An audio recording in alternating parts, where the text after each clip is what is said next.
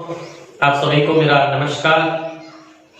और साइंस के कंटेंट को लेकर के अपन चलते हैं। ज्यादातर आपके जो कमेंट आ रहे हैं वो कमेंट इस फिजिक्स के ऊपर आ रहे हैं, और फिजिक्स के अंदर भी ज्यादातर जो कमेंट आ रहे हैं वो कमेंट फिजिक्स के अंदर भी लाइट यानी कि प्रकाश के साथ साथ में इलेक्ट्रिसिटी, विद्युत धारा, उसी के साथ में ग्रेविटेशनल फोर्स, गुरुत्वाकर्षण बल, मोशन, गति के बारे में भी आ रहे हैं। प्लस इसके अंदर कुछ टॉपिक रहते हैं जैसे कार्य, ऊर्जा, शक्ति, वर्क, एनर्जी, फोर्स। तो ये कुछ टॉपिक जो हर एक एग्जाम के अंदर भी पूछे जाते हैं। कौन कौन से एग्जाम में पूछे जाते हैं ऐसा अगर क्लियर करो तो ये टॉपिक ज्यादातर रीट लेवल फर्स्ट और सेकंड दोनों में पूछे जाते हैं। रीट के साथ साथ में पटवार के सिलेबस में ये फिजिक्स के सारे टॉपिक पूछे जाते हैं। कांस्टेबल में, पटवार में, रीट में, प्लस एसएससी के जितने भी एग्जाम होते हैं, जीडी के जितने भी एग्जाम होते हैं, सभी के अंदर ये फिजिक्स के टॉपिक बहुत अच्छे से पूछे जाते हैं। आज की क्लास में अपन जो चर्चा करने वाले हैं वो चलेंगे अपन प्रकाश के ऊपर, लाइट के ऊपर। और लाइट के अंदर जो एग्जाम में क्वेश्चन पूछे गए, एग्जाम में पिछली रीट के अंदर एक क्वेश्चन पूछा गया था कि एक व्यक्ति जो अपनी पूरी हाइट का प्रतिबिंब देखना चाहता है, अपनी पूरी हाइट का, अपनी पूरी ऊंचाई का प्रतिबिंब देखना चाहता है, तो उसके सामने समतल दर्पण की लंबाई क्या होनी चाहिए। अब उसके अंदर ऑप्शन था, व्यक्ति की लंबाई के बराबर दर्पण की लंबाई होनी चाहिए, 1/4 होनी चाहिए, आधी होनी चाहिए, 1/4 होनी चाहिए, या फिर 1/4 होनी। साथियों, इस प्रकार के जब प्रश्न आते हैं तो उनको क्लियर करने के लिए यहाँ पे प्रकाश का टॉपिक बहुत अच्छे से साबित होता है। कई बार प्रश्न आता है कि प्रकाश की चाल सर्वाधिक किस माध्यम में होती है, तो यहाँ पे यह भी क्लियर कर लेता हूं कि प्रकाश की चाल सबसे ज्यादा निर्वात में होती है। निर्वात के अंदर प्रकाश की चाल सबसे ज्यादा होती है। लेकिन कई बार प्रश्न पूछते हैं प्रकाश की चाल निर्वात की तुलना में हवा में कितने गुना कम होती है।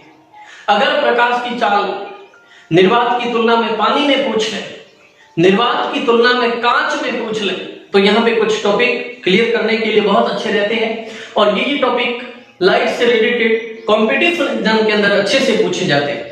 तो चलते हैं अपन इस लाइट के टॉपिक के ऊपर। साथियों, लाइट क्या है, किस प्रकार से इसका संचरण होता है, ये भी कुछ टॉपिक पूछे जाते हैं।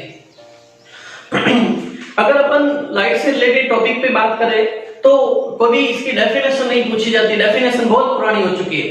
लाइट क्या है, अगर इस चैम्बर में मैं खड़ा हूं और यहाँ पे टाइट अंधेरा हो, एकदम अंधेरा हो, तो हमें कुछ भी दिखाई नहीं देता है। लेकिन जैसे ही प्रकाश आता है तो प्रकाश के आने के साथ साथ हमें इन सभी वस्तुओं का आभास होने लग जाता है। हर एक वस्तु दिखने लग जाती है। हर एक वस्तु जो दिखती है हमें भौतिक वस्तुओं का जो आभास करवाती है, इसी भौतिक घटना को प्रकाश के नाम से जानते हैं। प्रकाश क्या है, तो प्रकाश एक भौतिक अवधारणा है, प्रकाश एक भौतिक परिघटना है, प्रकाश एक फिजिकल फिनोमिना है, प्रकाश एक ऐसी भौतिक घटना है, एक ऐसी भौतिक अवधारणा है जो हमें इस पूरे भौतिक परिवेश का आभास करवाती है। इस भौतिक घटनाओं का, भौतिक वस्तुओं का, भौतिक चीजों का हमें आभास करवाती है, देखने में हमारी हेल्प करती है। तो ये प्रकाश है।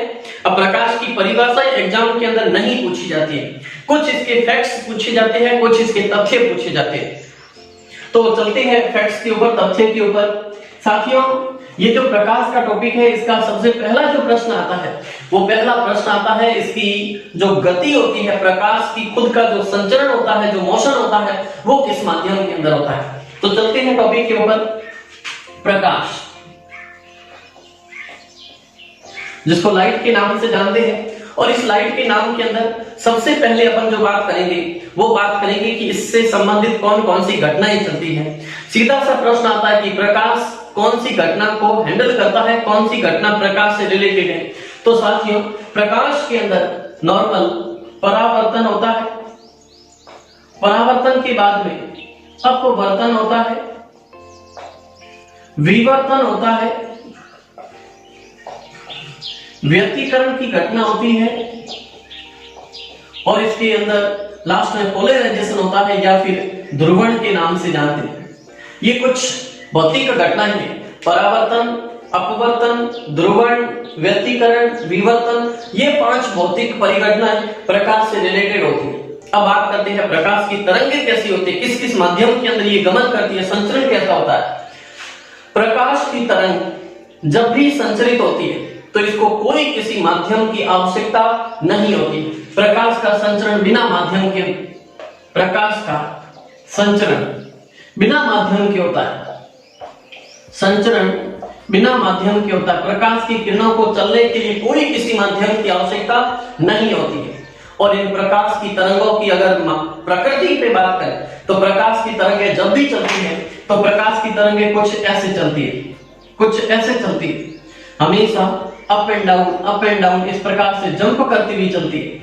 और इस प्रकार की जब तरंगें चलती हैं तो इन तरंगों को अनुप्रस्थ तरंगें कहते हैं, यानी कि जो माध्यम है इस माध्यम के अनुदिश तरंगें चलती है। माध्यम के लंबवत इनकी गति होती है, माध्यम के लंबवत जब इनके अंदर वाइब्रेशन होते हैं तो इस प्रकार की गति को अनुप्रस्थ गति के नाम से जानते हैं। तो प्रकाश की तरंगें अनुप्रस्थ होती है, अनुप्रस्थ होती है। ये परीक्षाओं के अंदर कई बार प्रश्न पूछा गया है, प्रकाश की तरंगों की प्रकृति कैसी होती है। प्रकाश तरंगों की प्रकृति हमेशा अनुप्रस्थ होती है। प्रकाश की तरंगें हमेशा अनुप्रस्थ गति करती है, अनुप्रस्थ गति करती है, ट्रांसवर्स मोशन करती है, लॉन्गिट्यूडाइनल नहीं होता है, ट्रांसवर्स मोशन होता है। प्रकाश की तरंगें अनुप्रस्थ गति करती है, ट्रांसवर्स मोशन होता है। प्रकाश की तरंगें हमेशा ट्रांसवर्स मोशन करती है, अनुप्रस्थ गति करती है। फिर बात करें प्रकाश की तरंगों की प्रकृति के बाद में, तो ये प्रकाश की तरंगें विद्युत चुंबकीय तरंगें होती है। प्रकाश की तरंगें अनुप्रस्थ तरंगें भी होती है, प्लस इसके साथ में विद्युत चुंबकीय तरंगें होती है, विद्युत चुंबकीय तरंगें होती है। प्रकाश की तरंगें विद्युत चुंबकीय तरंगें होती है, इलेक्ट्रोमैग्नेटिक वेव होती है, इलेक्ट्रोमैग्नेटिक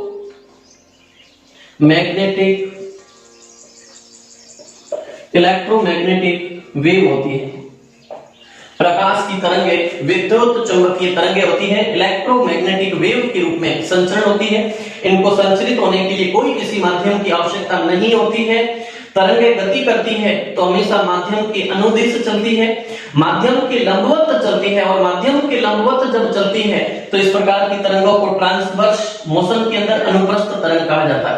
अब बात करते हैं प्रकाश की तरंगों की गति के बारे में। प्रकाश की गति, साथियों प्रकाश की गति के ऊपर बात करें, अगर प्रकाश के मोशन पे बात करें तो प्रकाश की गति सर्वाधिक होती है निर्वात के अंदर। प्रकाश की चाल सर्वाधिक निर्वात में होती है, क्योंकि इस तरंग को चलने के लिए कोई किसी माध्यम की आवश्यकता नहीं होती है। और जब माध्यम की आवश्यकता नहीं होती है तो प्रकाश की चाल निर्वात के अंदर सर्वाधिक होती है। प्रकाश की चाल निर्वात के अंदर सर्वाधिक होती है। चाल पे बात करें, गति पे बात करें तो प्रकाश की चाल निर्वात में सर्वाधिक होती है, निर्वात में सर्वाधिक मान होता है। प्रकाश की चाल सर्वाधिक होती है निर्वात के अंदर। वैक्यूम के अंदर चाल इसकी बहुत ज्यादा होती है। वैक्यूम के अंदर प्रकाश की जो चाल होती है उसका गणितीय मान भी परीक्षाओं के अंदर पूछा जाता है। साथियों इसका जो गणितीय मान रहता है वो रहता है 3 × 10⁸ मीटर प्रति सेकंड। 3 × 10⁸ मीटर प्रति सेकंड ये प्रकाश का निर्वात के अंदर संचरण में मान है। प्रकाश की गति जो निर्वात के अंदर होती है वो 3 × 10⁸ मीटर प्रति सेकंड होती है। और ये मान परीक्षाओं के अंदर जब पूछा जाता है तो परीक्षाओं के अंदर कई बार ये मान मील प्रति सेकंड में भी पूछते हैं। और मील प्रति सेकंड में जो इसका मान आता है वो मील प्रति सेकंड के अंदर मान आता है इसका मील प्रति सेकंड में। मील प्रति सेकंड में जब इसका मान पूछा जाता है तो मील प्रति सेकंड में इसका मान आता है 1,86,310 1,86,310 मील प्रति सेकंड। ये मील प्रति सेकंड में मान रहता है और ये मीटर प्रति सेकंड में मान रहता है। दो मान है इसके वेरिएबल करके पूछे जाते हैं। फिर प्रकाश की तरंगों की चाल के बाद में अगर दूसरे पॉइंट पे बात करें तो एक पॉइंट आता है प्रकाश वर्ष दूरी। प्रकाश वर्ष दूरी, प्रकाश वर्ष दूरी। प्रकाश वर्ष दूरी यानी कि प्रकाश के द्वारा निर्वात माध्यम में एक वर्ष में जो तय की गई दूरी, उस दूरी को प्रकाश वर्ष दूरी के नाम से जानते हैं। प्रकाश द्वारा निर्वात में एक वर्ष में टोटल तय की गई जो ट्रेवलिंग लेंथ है, उस ट्रेवलिंग लेंथ को प्रकाश वर्ष दूरी के नाम से जानते हैं। और इस दूरी का मान भी परीक्षाओं के अंदर गणितीय मान में पूछा जाता है, और इसका जो मान होता है वो मान होता है 9.46 into 10 raise to power 15 metre. 9.46 गुणा 10 की घात 15 मीटर। मीटर प्रति सेकंड नहीं है, चाल नहीं है, दूरी पूछी जाती है, प्रकाश वर्ष दूरी। और प्रकाश वर्ष दूरी का जो टोटल मान रहता है वो 9.46 गुणा 10 की घात 15 मीटर में मान रहता है। तो ये प्रकाश वर्ष दूरी है। ऊपर की तरफ प्रकाश का निर्वात में वेग, उसके बाद में प्रकाश का मील प्रति सेकंड में मान। ये कुछ डाटा जो है तो परीक्षाओं के अंदर अक्सर पूछे जाते हैं। फिर मैं बात करना चाहूंगा इसी के साथ साथ में, तो बात आती है कि कौन से माध्यम में चाल कितने परसेंट कम होती है, कितने परसेंट ज्यादा होती है। तो इस प्रकार से अगर प्रश्न आता है तो इन प्रश्नों में भी कुछ वेरिएशन आता है। जैसे कई बार प्रश्न पूछते हैं कि प्रकाश की जो चाल है वो निर्वात की तुलना में वायु में कितनी होती है, निर्वात की तुलना में कांच में कितनी होती है, निर्वात की तुलना में पानी में इसका क्या मान रहता है। तो ये परीक्षाओं के अंदर कुछ मान पूछा जाता है। तो चलते हैं इन टॉपिक्स के ऊपर।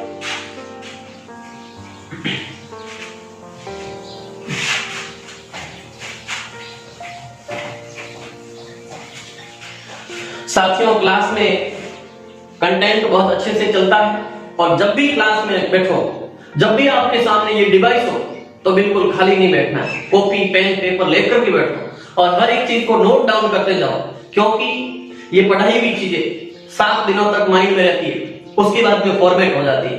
लेकिन कॉपी पेन पेपर पे खुद का अगर लिखा हुआ कंटेंट होगा और भूले भटके भी अगर वो पेपर खुल गया, दूसरी बार पढ़ लिया, फिर 7 दिन के बाद फिर दूसरी बार पढ़ लिया, ये सारी चीजें आपकी रोम में चली जाती है, रोम में चली जाती है, परमानेंट मेमोरी में चली जाती है। तो आप कॉपी पेन पेपर लेकर की द्वैत प्रकृति की जो अवधारणा है वो सबसे पहले डी ब्रोगली नामक साइंटिस्ट ने प्रदान की थी।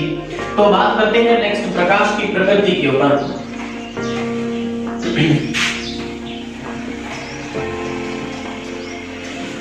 प्रकाश की प्रकृति, नेचर ऑफ लाइट, प्रकाश की प्रकृति, प्रकाश की प्रकृति या फिर नेचर ऑफ लाइट।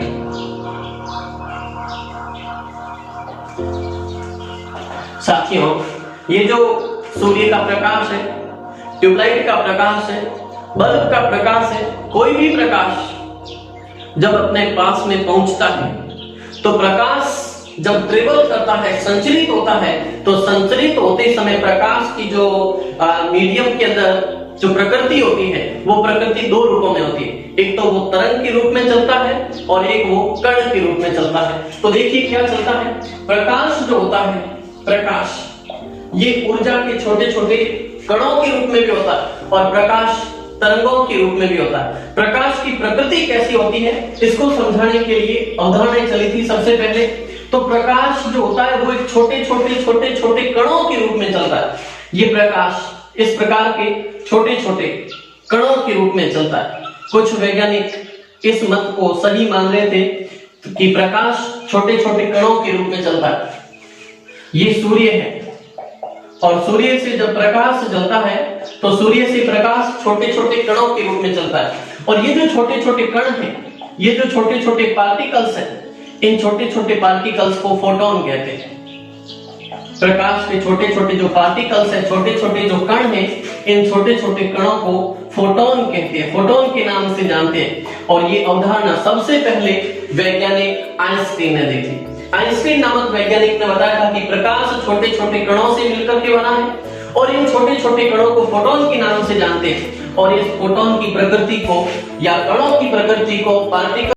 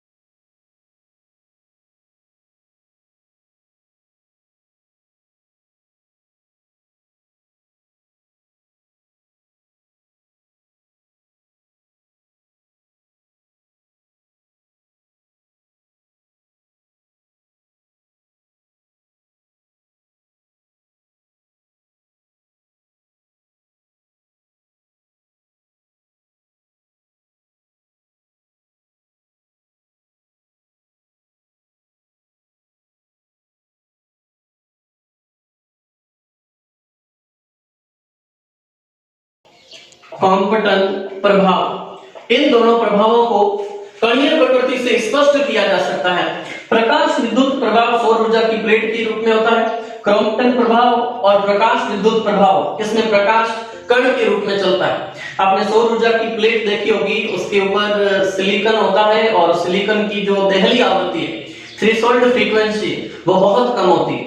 और सूर्य के प्रकाश के अंदर जब कण आकर के प्रकाश के कण आकर के टकराते हैं तो सौर ऊर्जा की प्लेट से इलेक्ट्रॉन एक्साइट होकर के, उत्तेजित होकर के और उस पूरे सर्किट के अंदर बैटरी को चार्ज करना स्टार्ट कर देते हैं। तो ये प्रकाश की कणीय प्रकृति है। लेकिन अगर प्रकाश की तरंगीय प्रकृति पे बात करें या फिर विकिरण पे बात करें, प्रकाश की तरंगीय प्रकृति, तो तरंगीय प्रकृति के अंदर भी कुछ घटनाएं हैं, जैसे परावर्तन, परावर्तन के साथ में अपवर्तन, विवर्तन, ध्रुवण, व्यतिकरण, ये कुछ स्पेशल घटनाएं हैं जिनको स्पष्ट करने के लिए तरंगीय प्रकृति बहुत अच्छी साबित होती है। तो प्रकाश कण के रूप में भी चलता है, प्रकाश तरंग के रूप में भी चलता है। इन दोनों अवधारणाओं को एक साथ मिक्स करके और फिर इसको प्रस्तुत करने का काम किया था डी ब्रोगली ने, साइंटिस्ट जिनका नाम है डी ब्रोगली। डी ब्रोगली, और इस डी ब्रोगली नामक वैज्ञानिक ने, साइंटिस्ट का नाम है डी ब्रोगली, और डी ब्रोगली नामक साइंटिस्ट ने 1924 के अंदर, 1924 के अंदर इसे स्पष्ट किया। और स्पष्ट करने में भी इन्होंने कहा कि प्रकाश जो है वो तरंग और कण दोनों रूपों में संचरित होता है, दोनों प्रकृति एक साथ पाई जाती है, और इस प्रकार की प्रकृति को सबसे पहले द्वैत प्रकृति के नाम से जाना जाता है। इसको ड्वेल नेचर ऑफ लाइट कहते हैं, ड्वेल नेचर ऑफ लाइट के नाम से जानते हैं, या इसे प्रकाश की द्वैत प्रकृति कहते हैं। अब साथियों, इसमें प्रश्न क्या क्या आ सकता है? प्रश्न ये पूछा जा सकता है कि द्वैत प्रकृति में कणीय सिद्धांत से कौन सी घटनाओं को स्पष्ट किया जा सकता है? तो कणीय सिद्धांत के अंदर प्रकाश विद्युत प्रभाव और कॉम्पटन प्रभाव। अगर बात करें कि प्रकाश की द्वैत प्रकृति के अंदर तरंगीय या फिर रेडिएशन, विकिरण से कौन सी घटनाओं को स्पष्ट किया जा सकता है? तो परावर्तन, अपवर्तन, विवर्तन, ध्रुवण और व्यतिकरण, इन घटनाओं को करते हैं। ये प्रश्न यहां पूछते हैं फोटोन किसने दिया था? तो फोटोन शब्द सबसे पहले आइंस्टीन ने दिया। प्रकाश की जो तरंगीय प्रकृति है वो सबसे पहले हाइजेनबर्ग ने स्पष्ट की थी। और इसके बाद में फिर अगर बात आती है कि ड्वेल नेचर या फिर द्वैत प्रकृति को किसने प्रस्तुत किया था, तो ये नाम आता है डी ब्रोगली 1924 के अंदर। प्रकाश की द्वैत प्रकृति, इससे पहले प्रकाश किस किस रूपों में संचरित होता है, ये बातें भी अपन ने की है। प्रकाश अनुप्रस्थ तरंगे हैं जो सुरंग और गर्त के रूप में चलती है। चलने के लिए कोई किसी माध्यम की आवश्यकता नहीं होती। विद्युत चुंबकीय तरंगे होती है। चाल सबसे ज्यादा निर्वात में होती है और जिसका मान होता है 3 × 10⁸ मीटर प्रति सेकंड। मील प्रति सेकंड में पूछे तो 1,86,310 मील प्रति सेकंड। चाल की अवधारणा सबसे पहले रोमर नामक साइंटिस्ट ने बृहस्पति ग्रह के उपग्रहों की सापेक्ष चाल के आधार पर इसको स्पष्ट किया था। प्रकाश वर्ष दूरी, जिसका मान 9.46 × 10⁻15 मीटर होता है। फिर निर्वात की तुलना में वायु में प्रकाश का वेग 0.03% कम होता है। अगर निर्वात की तुलना में पानी में प्रकाश की चाल की बात करें तो 25% कम होती है, और निर्वात की तुलना में कांच में प्रकाश की चाल 35% कम होती है। तो ये कुछ चाल की अवधारणाएं थी। इसके बाद में प्रकाश की द्वैत प्रकृति में बात की है। अगले पॉइंट में अपन सूर्य ग्रहण, चंद्र ग्रहण, ध्रुवण और प्रकाश के अंदर जो सप्तवर्णी सिद्धांत है उसके ऊपर अपन डिस्कशन करने वाले हैं। सो थैंक यू, क्लास को पूरा सुना आप लोग, इसके लिए आपको बहुत बहुत थैंक यू। आपको अगर क्लास पसंद आए, नहीं भी पसंद आए, इस क्लास को शेयर करें आप लोग, जिससे अन्य साथियों का भी भला हो सके। और इस चैनल को सब्सक्राइब करें, लाइक करें, शेयर करें। सो अगेन थैंक यू, आप सभी को मेरा हृदय से शुक्रगुजार। Thank you. मैं रघुवीर सेजू आपके सामने समय समय पर साइंस से रिलेटेड अच्छी वीडियो लेकर के आता रहूंगा, और कंपटीशन एग्जाम के अंदर ये सारे वीडियो बहुत अच्छे कारगर साबित होने वाले हैं। सो अगेन थैंक्स आप लोगों को।